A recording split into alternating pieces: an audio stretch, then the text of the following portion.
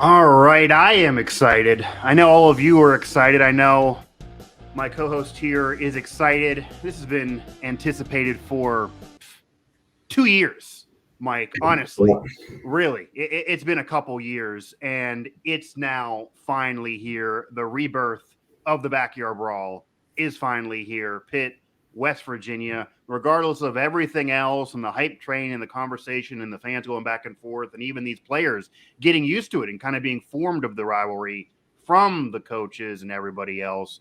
None of that matters now because we are here, and this is also kind of the rebirth of our show, Mic'd Up here as well on the network. So it's all coming back at the perfect time. I'm Mike Asti. That's Mike Vukovcan.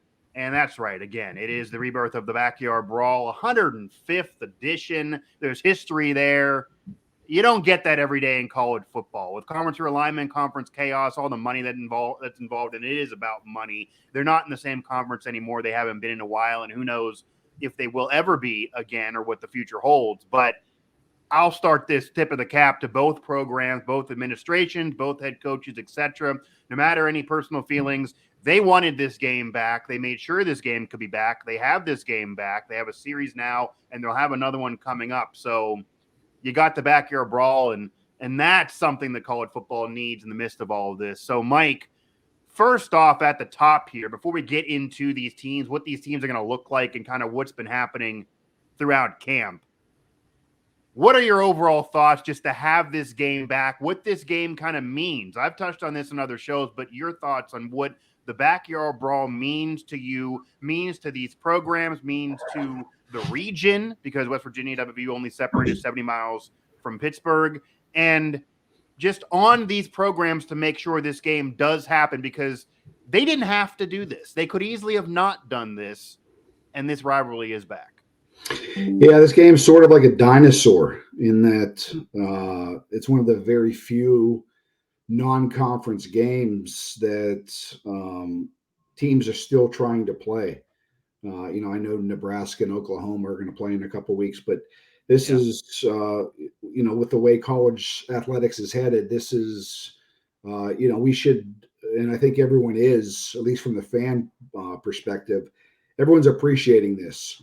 Because as Pitt fans saw, the Penn State thing is likely not to happen for a long time. Right. I think Shane Lyons and Heather Lyke are level-headed, smart enough to see the importance of this game. And if at all possible, they're going to try to make this thing happen, which is good. And I think it's funny. I think the fan bases are appreciating this more than the actual than the actual players.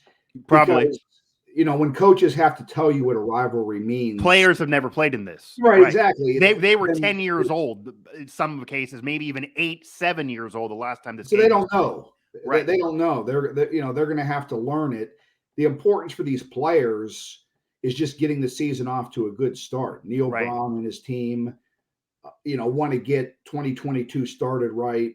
Before they get into the heart of the Big 12 schedule. For Pitt, it's a matter of continuing what you did last year and keeping momentum. I think that's where the importance is for the programs. For the fans 100%. On Thursday night, it's going to be, 70,000 people there. Crazy, which is what rivalries in big-time college football is supposed to be. Yeah, it's going to be a packed house. It's going to be sold out. That's what you want. That's what you have. That's how you want to open up a season. And instead of opening up with LIU and Youngstown State and those teams, you have the brawl. You have the rivalry. You see Pitt playing Country Roads before practice starts. West Virginia playing Sweet Caroline before practice starts. That wouldn't be happening in a lot of other games. Right. And you also got to give it to the programs in this regard. They put egos aside to make sure this could happen, because you mentioned Nebraska and Oklahoma and some of those rivalries that we're seeing in spurts, and West Virginia playing Virginia Tech this year. They played them last year. They brought that back. Pitt did bring the rivalry with Penn State back a few years ago, even though it's in doubt for the future. But there are a lot of other rivalries where they're no longer in the same conference, and this even was before the chaos 10 years ago. Look at Florida, Miami, etc. they're arguing over who's getting what cut of money. The one is trying to say we should play the game 2 times at our place and we're never going to go to your place. These are both major conference teams in these respects. Like, what do you mean you're never going to go to our stadium? That's just ludicrous. They just don't want to play the rivalry, or they're basically trying to be jerks and for whatever thing. These programs basically were like, we're not going to do that. What do we got to do to get this game played? And that's what's happening. So that's a positive. And I do think that's everything that everyone should appreciate. And maybe now that we have a game, the players will get back used to it, because to off of what you're saying here, as we get into kind of these teams now, I put up a tweet on what Neil Brown said on ESPN over the weekend when college football kicked off. And he was talking about how, the players we're telling the players about it. We're informing the players about it, et cetera. And a lot of the responses were like, yeah, Neil Brown, this is great that you know so much about the rivalry, but he's never coached in this game. So you don't know until you do it.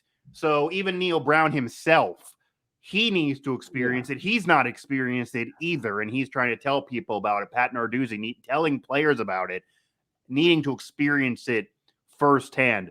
But Mike, as we get into the season now, and from the Pitt perspective, because Pitt is coming off of certainly a better season than WVU. They're coming off of one of their better seasons in decades. This is a different quarterback. Kenny Pickett gone. Little differences there. Jordan Addison no longer there. What are you expecting from this team out the gate? Because it is still new offensive coordinator, new quarterback, new pieces there, even though it's supposed to still be a good team. They're certainly picked to be. Desmond Howard has them in the playoff. They're what, 16, 17 in the preseason top 25. So they're getting national love, but it's hard to say when you have a new QB, a new OC, season hasn't started, you're going off camp. What do you expect out of the gates from Pitt? Well, these first 2 games are going to be very interesting. And I know people, when Desmond Howard made that pick yesterday, people were asking, I want to be smoking what he's smoking. Yeah. I think Texas A&M was even more wild than Pitt, by the way. Yeah. Go ahead. Yeah. The thing is, it doesn't look so crazy if Pitt is able to get by these first 2 games. When you look at their schedule and the way things set up, these first 2 games are just so important for them, because then they have some winnable games, and a lot of those games at the beginning of the year are at home. I can tell you this, if Pitt is able to win these first 2 games, by the time they crack ACC conference play, I'd lay good money that Pitt will probably be in the top 10 rankings. And then it's not so crazy. Right. The 16-17 was a good spot to start the season. Yeah, but these first 2 games it's all about, and it's not going to be easy, despite it being at home. It's not going to be easy with West Virginia and Tennessee. Yeah. As far as what to expect with Pitt, I don't think anyone knows, and I think that's sort of going to go in Pitt's favor. The last couple of years, you knew with the offense, it was going to be passing 50 times a game with Kenny Pickett. I don't think anyone knows with Cignetti, because he can still have the quarterback throw 30, 40 times a game because he has the weapons, but also everyone is banking on Pitt being a little bit more old school in running the ball. So I think it's a guess for everybody. I think it's a guess for West Virginia. Yeah. Nobody really knows what they're going to come out. But the good thing for Pitt is they have enough skilled position players at either that if they want to turn this into a running game, they got 4 or 5 backs that can do it. If he wants to continue to throwing the ball, they don't have Jordan Addison, but I believe by the end of the year they'll have a better wide receiving room than they've had the last couple of years. So I think it's for anyone to say they know what's going to come out. Nobody knows, because nobody knows what the plan of Frank Cignetti is. Absolutely. And you actually have been, I know I've done enough shows with you. You have been one that the only criticism you've been offering to the offense the last few years, especially last year, is you wanted it to be more balanced. You wanted to get the running game more involved. And eventually it did happen. But even going back to Pitt's early season loss last year, that kind of upset the apple cart to maybe avoid them being a playoff team with that Western Michigan game and all the touchdown passes from Pickett. Maybe a more balanced offense could be a better recipe. So maybe you'll see more of that now. And you have Slovis there as the starter. That maybe could be a positive if you got to find one in regrouping while you're trying to come back and defend. I'm going to make a crazy prediction here at the beginning. Okay. And I believe Pitt is going to have, if they don't have two, it's going to be damn close. I think they're going to, I think Pitt could have 2,000-yard rushers this year. That would be something. Yeah, I think Izzy Abanaconda is going to rush for 1,000 yards. Okay. And it wouldn't shock me if Rodney Hammond, their freshman last year, also comes close to rushing for 1,000 yards. And he got involved at times, but with his size, and he was so inexperienced. Yeah. The only thing that might hold him back from doing that is the amount of guys that are already in the backfield. Daniel Carter, Vincent Davis, the transfer from Notre Dame. He's going to have a lot of options that he can go to as far as giving guys carries. And I think that might be the only thing that, if it was only a 3-man backfield, as far as guys that are really going to get the carries, I think it would be almost a slam dunk. But I think the 5 guys that are going to get carries in a game could hurt that a little bit. But I think Pitt's going to have its best running attack since James Conner, Quadri Olson. I really think they're going to be dominant in terms of running the football this year, but they're also going to be able to pass the ball, which is going to be it's going to make this team very dangerous. It's going to make it dangerous, and obviously passing was the main thing with Kenny Pickett the last couple of years, especially. Mike Vukovcan, Mike Asti, we are talking backyard brawl. It is back in our lives, and I think that is a plus and a win for both programs, regardless of what happens on the field. Now, question for you, Mike. We talked about the Pitt offense. We don't know who the starter as of right now for West Virginia is. Right. They lost Letty Brown from the backfield last year. Some wide receivers, talented guys, either graduated or transferred. What's the identity of the West Virginia offense going to be this year? We know what Neil Brown wants to do. Right. Actually, he's not in charge anymore. There's going to be a new offensive coordinator, the air raid. What's West Virginia offense and what's Pitt going to have to worry about in this first game? That's a major question, because as much as you're talking about the uncertainty around Pitt, and you have Slovis there now, and there are some new pieces and a new OC, so maybe it's more of a balanced attack. There's more uncertainty around West Virginia. Also a new offensive coordinator, but a whole new system coming in, a new quarterback. And while Neil Brown, unlike Pat Narduzzi, who has now officially made the announcement, has really been trying to posture and doesn't want to hand anything to anybody and making him work and giving equal reps during camp. I've been there. It really has been equal reps. JT Daniels comes aboard as a former top recruit, had his time at USC, had familiarity with Graham Harrell there. That's the season he was fully healthy and played well. Georgia won games, but then lost his job, and they went on to win national title.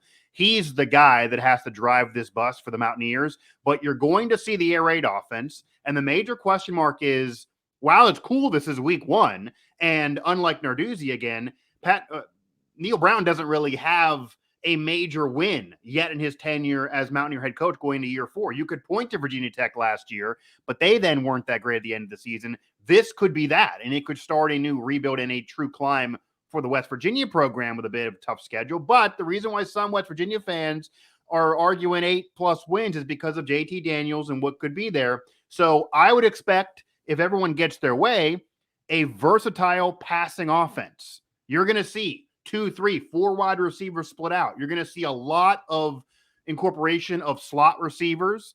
You're going to see even Reese Smith. I actually talked to him during camp that he was thinking about maybe leaving the program. He wasn't involved enough. And then Neil Brown told him, pump the brakes. I got Graham Harrell coming in, and he said, I'm going to be your Wes Welker. And that's big works. So and that's what Graham Harrell wants to have. That's what he had when he was a QB 10+ years ago. That's what he had, that slot receiver that can help move the chains. When I would imagine that Winston Wright is gone, so he's a top receiver that's gone for West Virginia like Addison, but I would imagine Bryce Ford-Wheaton could get his game to another level. He's going to be the one on the outside. They don't have experience running the football, though. Tony Mathis is probably the guy who's going to be you mentioned 2 Pitt backs may have 1,000 yards. If things go well for West Virginia, that's probably the goal they might have on a chalkboard somewhere, because they don't have one true back, really. It is kind of a room Johnson there as well with Massive. And I would expect him to be the guy if you got to pick one of them. But can he truly do it as that back? Last year, Letty Brown was the number one running back. 2 years ago, Letty Brown was the number one running back. They knew, all these defenses knew what was going to be coming, but he dipped from 2 years ago a little bit, and that's off the offensive line regressing. So the biggest factor for West Virginia, separate from a new offensive coordinator being there and Graham Harrell being that big darling and JT Daniels being there at QB, can the offensive line be good enough with some veterans now there who are getting, as you see it, what we're doing at WV Sports now, they're on watch lists every day. Half the damn roster is on watch lists. Can they play to that ability, especially on the O-line? And that'll help the running back room. That'll help keeping JT healthy. That'll help this offense, but it's going to be a spread out offense. And Mike, you threw out a bold prediction there. I don't know if I'm going to have a bold prediction numbers wise for anybody on this team, but I will say one thing at the jump. If things go well for West Virginia throughout this season and the offense plays well, and who knows about week one, because that's when you're getting your legs under you for the air raid. You don't know until game action. This might be a benefit for Pitt to see West Virginia week one. You might see West Virginia struggle in this week one, but then week 4 or 5, they're putting points up. So that could be how this works. But if this is a successful season, Graham Harrell could become a darling of the country in terms of a young guy with the air raid that's resurrecting a national program, an historic program that's saving JT Daniels' career, that's saving Neil Brown's career, arguably, because he gave the keys to Graham Harrell. He could end up being a guy that another team wants as a head coach. Who knows about what happens at West Virginia? That's something to really watch, is the success of Graham Harrell in this offense could really benefit him personally. And the way that he coaches at camp, you can tell he knows that. So who knows week one, because you're bringing the air raid in, but you could expect a very versatile offense that could be much more explosive than what West Virginia fans saw last year. Even the points, even the yards Jared Deggy put up, they didn't put points on the board in the red zone. So that got to change with Graham Harrell. Something that I'm going to see, I think is going to be a key in this game in terms of West Virginia. Yeah. Can they protect whoever? Obviously, Daniels is probably going to be the guy. It got to be JT. Pitt for the last 4 or 5 years under Charlie Partridge, at least the last 4 years, has been one of the top 2 or 3 sack teams in the country. Is West Virginia's, I think the big question is West Virginia's offensive line, are they good enough? And are they going to give the quarterback, forget about the run game. When he's dropping back to pass, is he going to have time to pass or to scan the field to find his guy? Or is, one of the guys on Pitt's defensive line going to be giving him hell all game? Yeah, and I'll do a knock on wood here, because the reason why JT Daniels needs his career saved, the reason why this is all happening, and the reason why he could help continue the climb of the West Virginia program, he has dealt with a lot of injuries the last 5 years, a lot of injuries. There's been questions on how severe they have been, but there's been injuries there. That is a thing. Yeah, the offensive line was a weakness last year. They got to protect enough. They're going to face a team that is going to be bringing the house. This might not be the best matchup to try to get the air raid in there with a quarterback that you need to protect so much. But that's part of Kenny Pickett's emergence too. Tons of credit to Pickett, but you got to have an offensive line.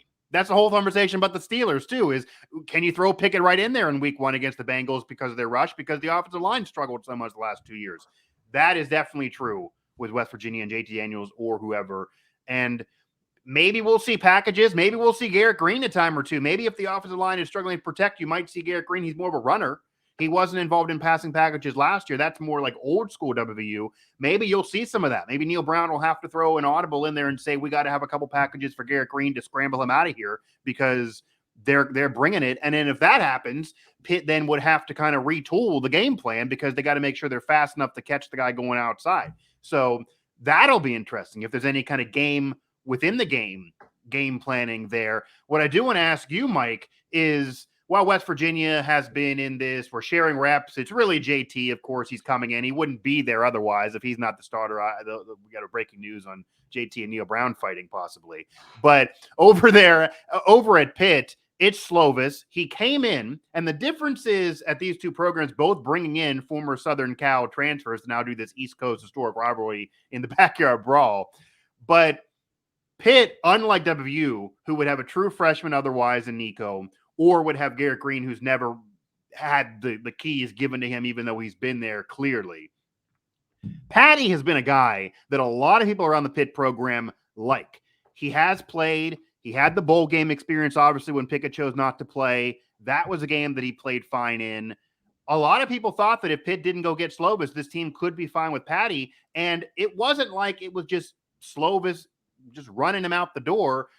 Pat Narduzzi and people around there said there was a little bit of a competition, and Patty certainly gave it a run for its money. Number one, do we see Patty at all this year? Are there any packages for him because of that situation, because he is a veteran?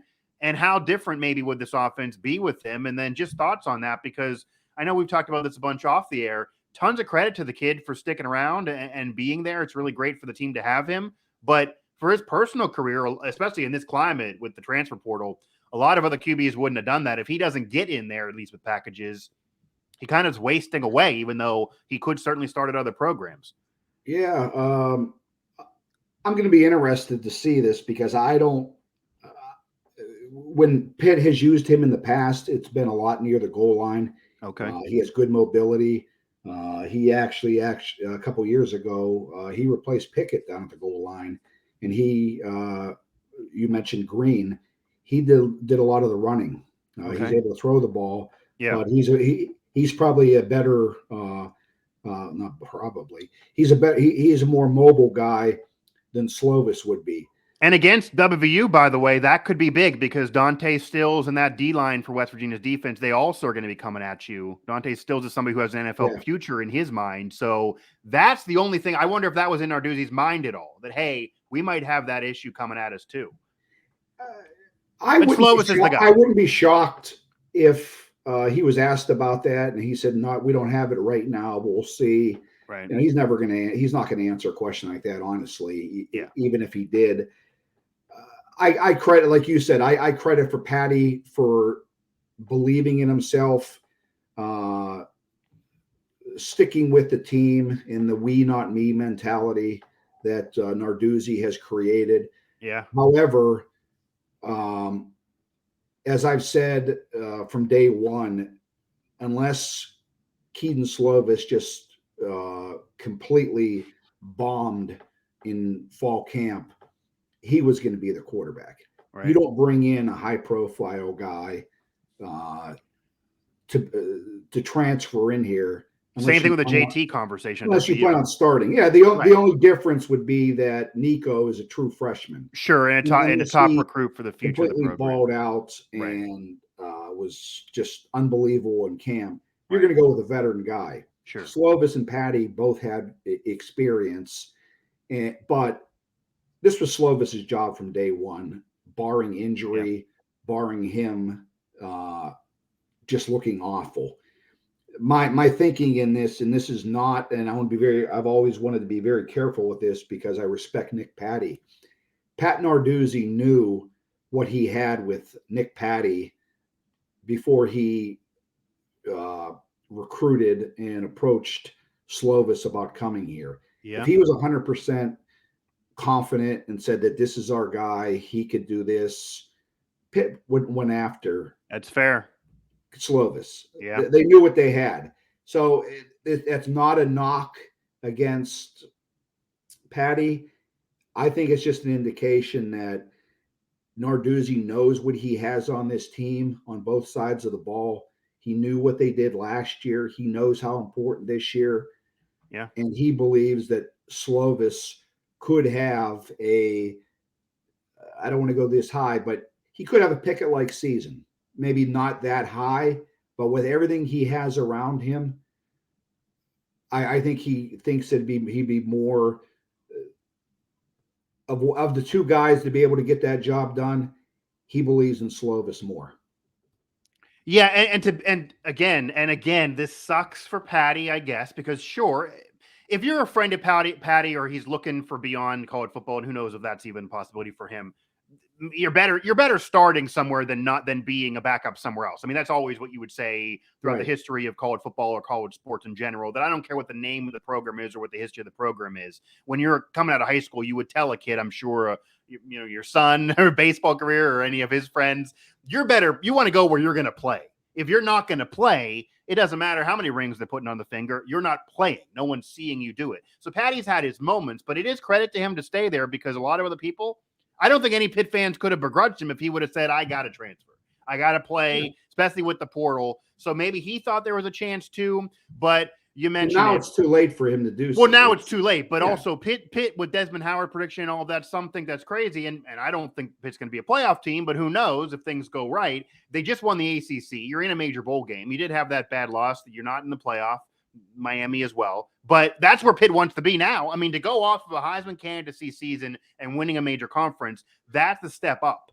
So if Slovis is that guy that maybe can get you there more so than Patty, then even if you appreciate Patty, and maybe if this wasn't coming off of last year, if this was 4 years ago and Pitt was trying to get into a top 25 situation, maybe they would have been more comfortable with Patty. Yeah. But when you want to win a national title, maybe he's thinking, I gotta pull the trigger on a top recruit like this who wants to come aboard.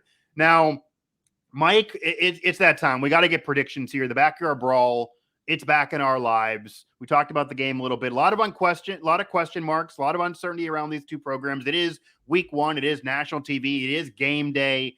That's all cool. That's great for this rivalry. You kick it off. You're not throwing it in week 5. Like, for example, WVU playing Virginia Tech, that's week 4. No, this is week right away, start the year, kicking it off. Thursday night, that's old school. If this was Thanksgiving night, that'd be the only way this would even be more old school. What is your prediction for this game? Do you have a score? What do you think is going to happen here? And if you want to give a main key or something that you haven't said already. Yeah, I think will be a I think it could be a close game up until halftime. I just think the big key to the game is going to be the two offensive lines, or the lines on both sides for Pitt.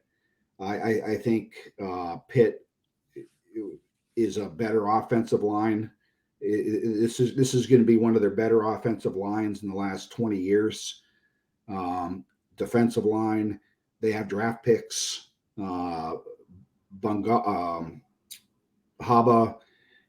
Cansey, Deslin Alexander. They got playmakers. I just think that their lines on both sides of the ball are going to dominate when you talk about 4 quarters of play. I don't think West Virginia, like you said, maybe if they played this game later on in the season, I think, and with that, I think this line is going to give Slovis time. And I think Pitt wins this game by 17 plus points. I would say 2 touchdowns to 14, 17 points, something.